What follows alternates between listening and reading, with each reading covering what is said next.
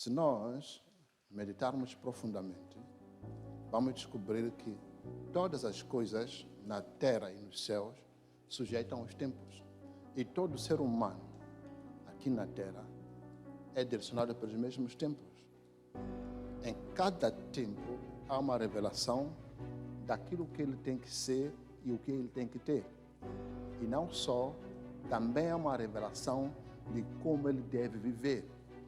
O que nos torna ignorante para a observância dos tempos é o desejo de alcançar alguma coisa. Todos nós temos um certo desejo na vida de alcançar alguma coisa. E é o que também contribui para a nossa ignorância. Porque se o homem analisar a sua própria vida e descobrir quem é Deus, vai perceber que tudo sobre ele já foi desenhado.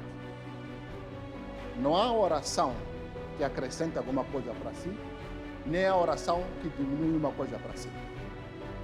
Antes de você existir fisicamente, o teu princípio e o teu fim já era conhecido por Deus. Não existe oração que pode te fazer ser mais do que Deus disse, e nem oração que pode te fazer ser menos do que aquilo que Deus disse. Mas o próprio homem, quando se torna ignorante aos tempos de Deus, ele torna-se a própria limitação.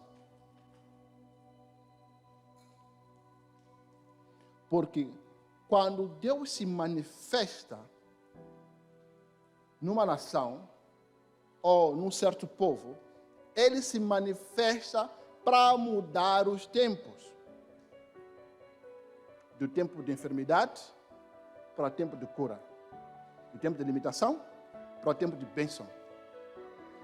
Do tempo de escassez para o tempo de fartura.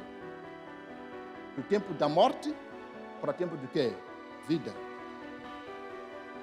Se nós conseguirmos entender que o Senhor assim se manifesta, o homem deveria se preocupar em entender os tempos da própria vida. E ter uma vida que testifica que ele está à espera de Deus mudar o seu tempo. Tudo tem o seu tempo determinado. Mas, muitas das vezes, nós pegamos esse versículo para falar mais da morte. A Bíblia diz que tudo tem seu tempo determinado. O que significa tudo tem seu tempo determinado? A maneira como você está a viver hoje, ou as coisas que você está a experimentar hoje, tem seu tempo determinado. E também, o dia que Deus vai te abençoar, também tem um tempo determinado. Se muitas pessoas, thank you Lord, perdem a oportunidade de receber as suas bênçãos, não é porque o tempo delas nunca chegou. Não. É porque quando o tempo delas chegou, elas não estavam lá. Quer dizer, quando o tempo muda, você não está lá. Porque o modo de viver não vai em concordância com o tempo que Deus preparou para si. O modo de viver com o tempo tem que haver o quê? Concordância. Imagina você é um homem, quer casar. Casamento é um novo tempo, não é assim? Mas o modo de viver não ainda em concordância com o modo de uma pessoa casar, ou que tem desejo do quê? Estar casado. Então, quando chega o casamento, ao invés de se tornar bênção, vira maldição. Porque a maneira como você estava a viver antes é contra aquele tempo daquilo que você espera. Qualquer pessoa que se diz que é convertido nunca pode ter os seus olhos colados à frustração enquanto tem Deus. Nunca. Porque não é o que você deseja que vai acontecer, mas é o que Deus predestinou para si que vai acontecer. Imagina você que Davi era pastor de ovelhas. Ele nem sabia que era rei.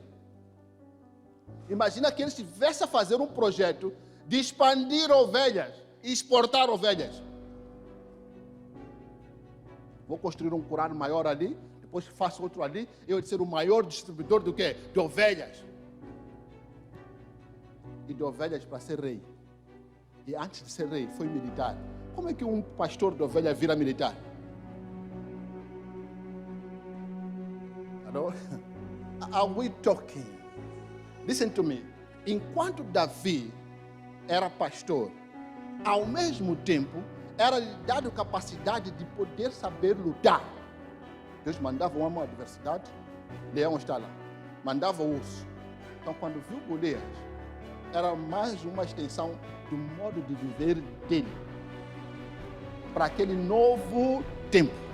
Então, o modo de viver e o tempo produzem bênção para si. Imagina se Davi não tivesse enfrentado o urso, não tivesse enfrentado o leão, e depois tivesse sido levado por Deus para enfrentar Golias pela primeira vez a adversidade.